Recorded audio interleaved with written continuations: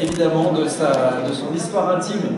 Je dis son histoire, notre histoire intime de la Ve République. Et François-Olivier, on va commencer tout de suite parce que ça aurait pu être un livre d'histoire avec un grand H, mais c'est un livre d'histoire avec des S. C'est votre histoire, notre histoire également, parce qu'à travers vous, en vous suivant, on revoit ce qu'on a vécu, mais cette fois-ci, on a les coulisses.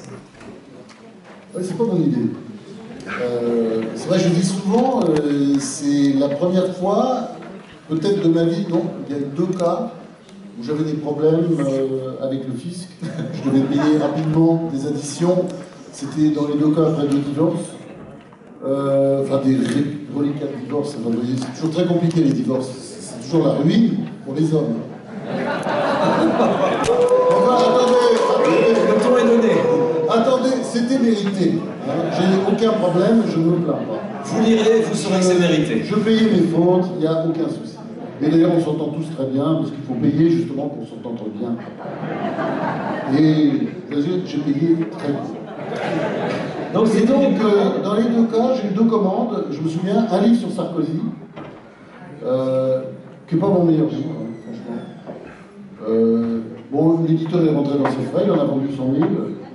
Mais j'avais vraiment un gros problème avec le fisc et j'avais besoin de 100 000 tout de suite.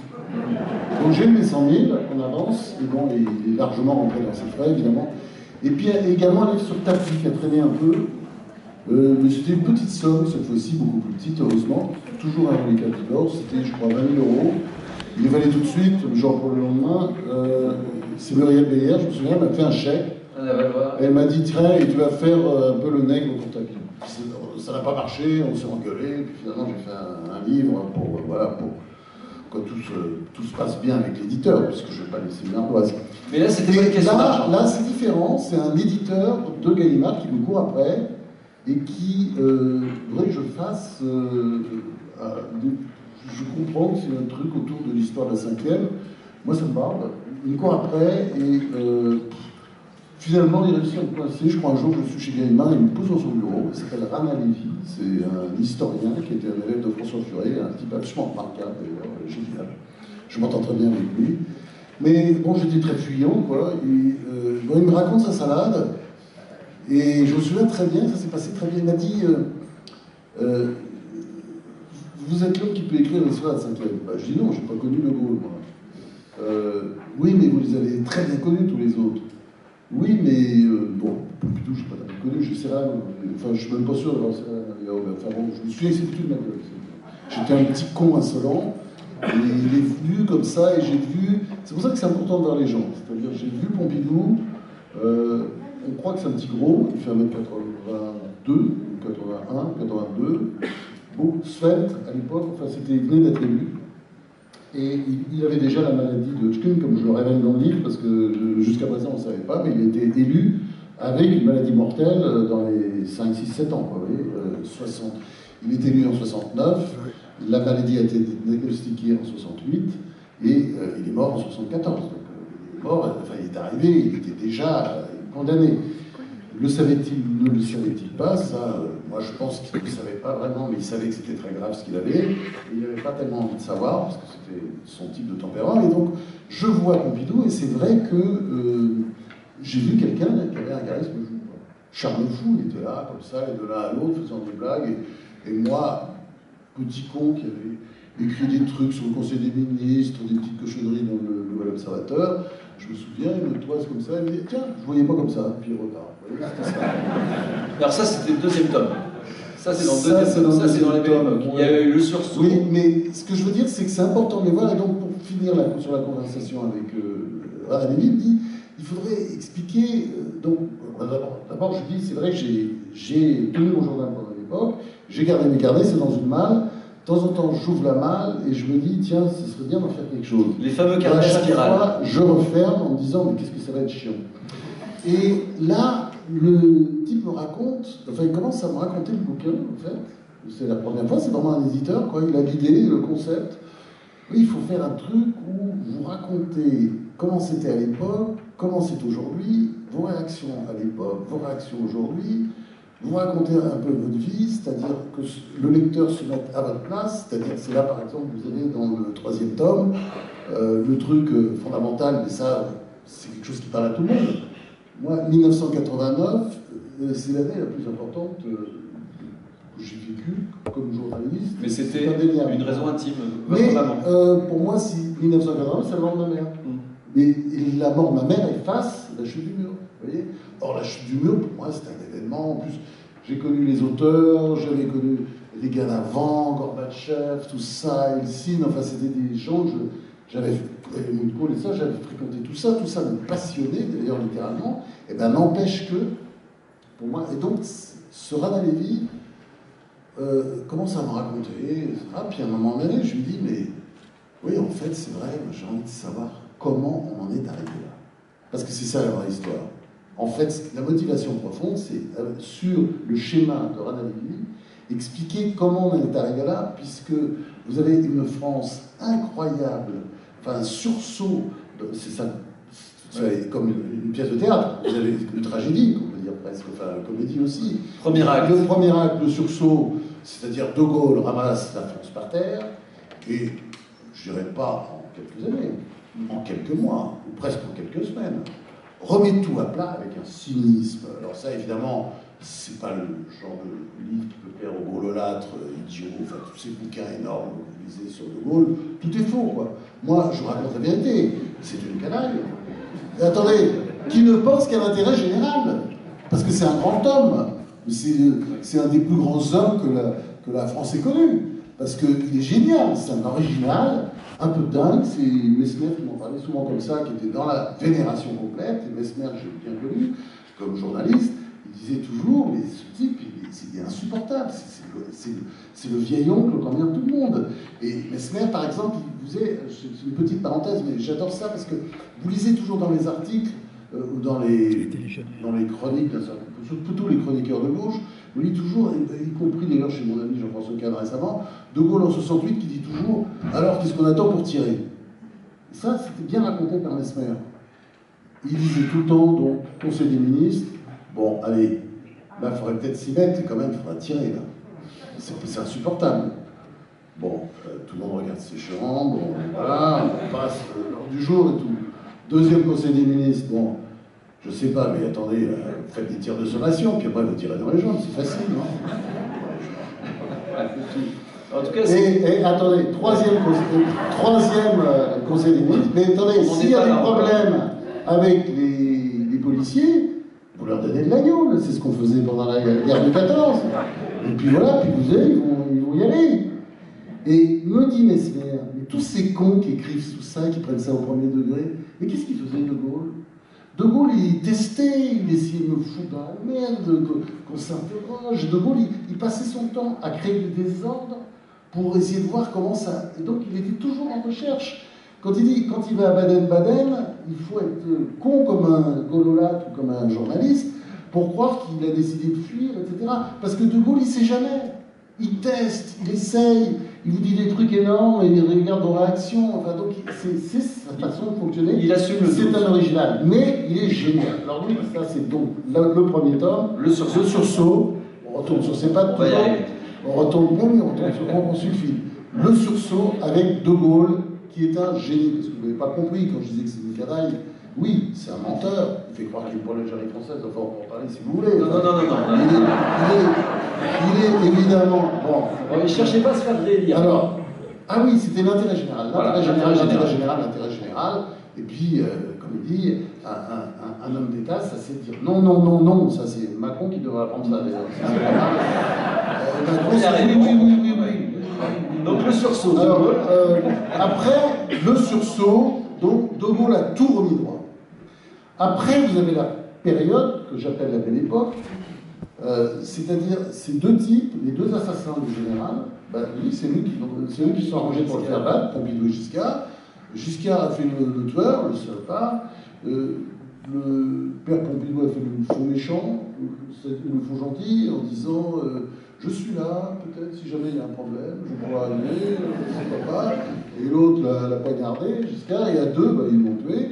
Et donc ils se sont arrangés ensemble. Giscard s'est retrouvé ministre important sous Pompidou. Pompidou, et bon, voilà. Et si vous voulez, eux, c'est intéressant parce que ce sont les assassins, mais ce sont en même temps les disciples du général. Et eux, ils ont tous les deux le trait du général qui est dingue et qui est extraordinaire et qu'on ne voit plus, qu'on ne verra plus après, qui est l'intérêt général. Conseil des ministres de 1966, un an avant les législatives, Christian Fouché, le compagnon de la Libération, un type que De Gaulle adore, un grand mec, un peu comme ça, voilà, qui parlait d'une voix, bon, et qui dit, bon, qui était ministre de l'Éducation, donc ce serait bien quand même de m'aider parce qu'il y a des législatives l'année prochaine. De Gaulle pète les plombs, grosse colère de Gaulle, c'est rapporté dans le livre de Perfit et dans d'autres bouquins, énorme colère sur le thème, on n'en peut plus d'entendre ces conneries, il y a des élections législatives l'année prochaine, mais qu'est-ce qu'on en a à foutre?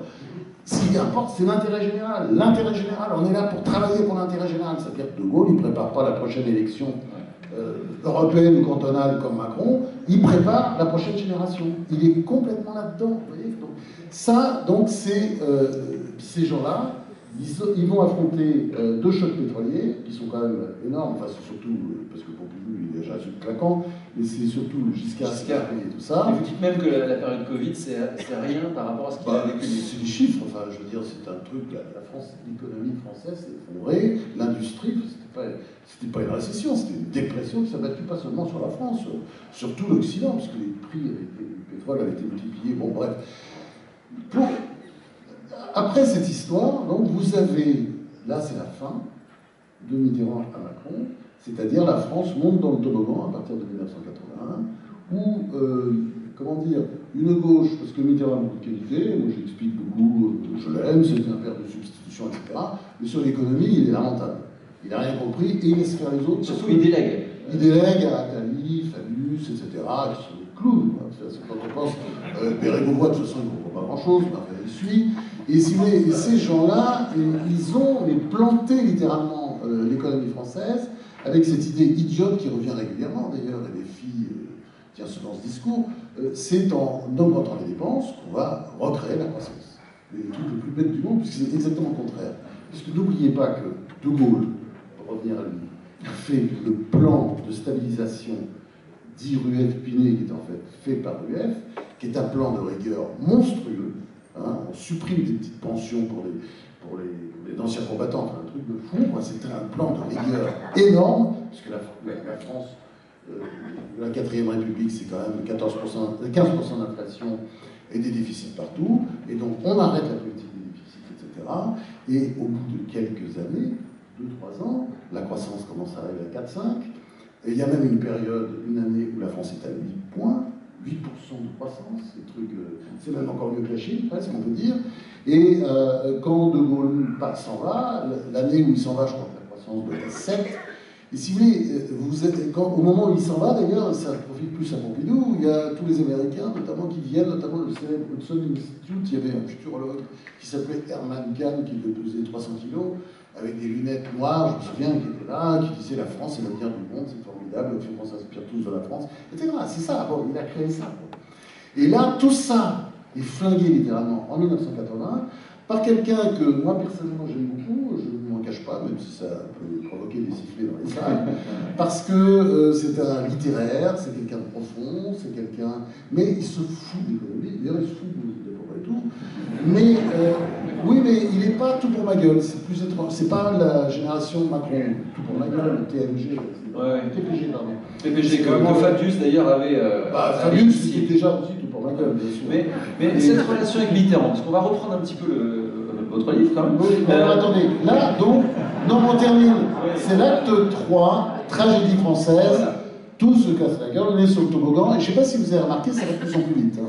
Mais tout ça est avancé, c'est-à-dire, excusez-moi, les finances publiques, là, il va faire semblant de découvrir qu'il y a un problème qui daterait de Mitterrand, etc. Enfin, si quelqu'un les a bien foutus en l'air, après Mitterrand, c'est Macron qui est, à mon avis, le meilleur continuateur de Mitterrand dans toute cette période. C'est vraiment Mitterrand bis sur le plan économique, c'est-à-dire, je fais des chèques. Et le tout pour ma gueule. Alors, les débuts de Mitterrand, alors vous êtes au Nouvel Obs, journaliste, puis patron, mais vous le côtoyez pas parce qu'il vous blacklist. Et non, finalement, c'est à travers votre ami Pierre Mauroy que vous... C'est normal, parce que, non, mais attendez, c'est normal. D'abord, Mitterrand, c'est vrai que j'ai eu une relation très forte avec lui dans les années 71-72. Il disait toujours que j'étais droitier, ce qui n'est pas faux. Enfin, mais j'étais de gauche aussi. Oui, parce que vous êtes de gauche. Socialiste, c'est ça. Droite, comme vous voulez, mais il disait toujours vous le droitier, parce que j'avais des convictions fortes. Et c'est vrai que je n'ai pas voté pour lui en 71. Au premier tour, j'ai voté Chaban. Jeudi, d'ailleurs, il m'avait dit, ça c'était Mitterrand aussi, c'était quelqu'un de charmant. Il disait, mais vous avez raison. Ouais, j'ai dit moi, parce que je ne voulais pas que le gaullisme disparaisse, quand même. Puis Chaban, c'est vraiment une belle figure. Il passait pour un con, Chaban, très intéressant. Il passait pour un con. Alors, des cons, il y en a. Hein. Bérégovois, Balladur, etc. Mais Chaban passait pour un con, vous savez pourquoi? Parce qu'il était gentil. Il disait jamais du mal des gens. Donc, pour avoir l'air intelligent, je vous signale, enfin, je dis ça pour les jeunes, dites du mal des gens. Parce que moi, ça m'a toujours frappé, faites comme moi, mais ça m'a toujours frappé de voir à quel point Chaban, il y avait la voix qui avait pas. Hein, le ton, le teint livide, jaune, hein, j'ai l'impression qu'il avait la jaunisse. Et il avait une petite voix de, je sais pas, un truc de transistor, un peu comme Sartre, mais peut-être en plus transistor encore que ça. Et il passait pour un imbécile, c'était un type formidable. Ah non, mais vraiment, j'aimais beaucoup, je veux dire, comme jeune journaliste, et il croyait, il avait des convictions, vous voyez, c'était quelqu'un de. Et ce que Mitterrand m'avait dit, mais vous avez bien fait, moi aussi. Si je ne m'étais pas présenté, j'aurais hésité parce que c'est vraiment quelqu'un que j'aime bien, qui a beaucoup de qualités, etc. Ça, c'était la personne, c'était Mitterrand. Et en 80... Au deuxième tour, j'avais voté pour lui. En 80, j'ai voté Giscard. Sans problème, parce que j'étais contre la retraite à 60 ans, parce que j'étais contre les nationalisations, parce que j'étais contre surtout l'idée en dépensant plus, on va croître. C'est pas vrai. Moi, j'avais fait des petites études d'économie, pas très longues, un an de droit, et j'avais appris ça dans le livre de Raymond Barre. On sait, c'est écrit, le protectionnisme, c'est très mauvais pour l'économie, c'est la fin de... Ça, c'est clair. Et puis, deuxième élément aussi, c'est pas en augmentant les dépenses, c'est le contraire. C'est plutôt en serrant bien la vis que vous aurez des belles croissances. Et il s'était entouré de Pierre Mauroy, justement, qui était le membre le plus proche de vous, Mitterrand. Non, il y avait Rocard aussi, mais c'est vrai que moi, j'étais aussi proche de Mauroy, que j'aimais beaucoup pour tout un tas de raisons personnelles, d'ailleurs aussi. Comme Tesson, parce que Mauroy est un personnage très ambigu, vu qu'il était très très lié à Philippe Tesson, parce qu'ils étaient du même village du Cateau. Lui, son père à Tesson, je crois, était notaire, mais c'était une famille de fermiers. Et sa mère, à Mauroy, était un peu la sainte du village. Et c'était descendant, le père était prof, enfin, instit, et puis le grand-père de bûcheron, vous voyez, c'était... Mais les deux faisaient un couple très uni. D'ailleurs, j'ai pu le constater, moi j'étais très ami de Philippe Tesson, et je les voyais souvent ensemble. Vous voyez, si je pouvais aller voir, comme, bon, maintenant je peux le dire, Mauroy était une bonne source en 80, donc il m'a aidé à écrire toutes les saloperies que j'ai pu écrire sur son âge. On était très bien informé, d'ailleurs. Mitterrand le disait souvent, mais ne dites pas à votre ami Gisbert, évidemment, il le disait, mais il ne le met pas là, attends quelques semaines, parce qu'il y avait cette espèce de jeu entre eux. Parce que Mauroy, en fait, tirait les sonnettes d'alarme et servait les journaux, un peu, bah, il y a toujours un jeu comme ça, c'est-à-dire qu'il ne donnait pas toutes les infos par amitié. Il les donnait parce qu'il était très inquiet, d'ailleurs, ce que je raconte, c'est un peu le contraire de l'image. Mais souvent, nous, on est derrière l'image extérieure, et Mauroy était le con. D'ailleurs, c'est un très mauvais orateur, donc vous pouvez passer facilement pour un con. Et très mauvais orateur, et puis tellement mauvais, d'ailleurs, qu'il a cédé toujours des trucs... vraiment la gauche bas de gamme, hein, quand il parlait. Mais en fait, il était très subtil, il avait eu tout ça, ne tenait pas la route, vous savez, au début.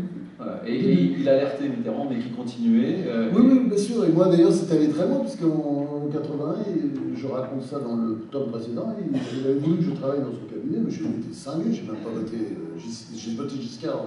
Et alors, je tourne et il me dit, mais justement, c'est pour ça que je veux que tu viennes, parce qu'ils sont fous, tu vas voir, ça va être un truc, il faut faire ça pour la France. Mais je dis, je ne pourrais pas tenir 5 minutes dans ces réunions avec tous ces cons là. On le découvre dans votre livre, on vous a souvent tendu la main en disant allez, viens avec nous, passe du côté des politiques. Pourquoi vous ne l'avez pas fait? Vous qui aviez justement toute cette connaissance, vous qui sentiez les choses. Pourquoi est-ce que vous n'êtes jamais passé... Alors que votre mère, elle, était élue, donc vous aviez... Oui, mais je répondais toujours de la même façon. Mitterrand comme Chirac, d'ailleurs, tous les deux. Et maintenant, à un moment donné, Chirac s'était mis parce que Le Canet ne trouvait pas de successeur. Le Canet est un ex de ma mère. Et le monde est petit. Et donc, à un moment donné, il avait proposé le truc à BBA, Claude BBA, le grand patron d'AXA, qui était un grand patron génial. Il est venu à Rouen, ça faisait tellement chier qu'il était au conseil municipal, il est arrivé comme dauphin, et je crois qu'au bout de 3 mois, on ne le voyait plus du tout en ville. Et Le Calmet m'invite à bouffer un jour, et Le Calmet, je l'aimais bien, parce que j'avais été dégueulasse avec lui au début de ma carrière, je ne vais pas dire pourquoi, dans un article, c'était pas bien. J'ai sorti un scoop énorme qui a foutu dans la merde, c'était une info de Mesmer. C'était les accords que les centristes avaient passés en cachette dans le pavillon de musique au fond du jardin de Matignon. Ils avaient passé des accords avec les gaullistes pour sauver les circonscriptions centristes. Et c'était contraire à tout ce qu'ils disaient en public, etc. Et j'étais très précis dans les détails, évidemment. La source, c'était Mesmer. Et bon, ça avait fait un boucan d'enfer, évidemment. Après, Le Calmet, c'est normal, il me fait la gueule pendant quelques temps. Mais bon.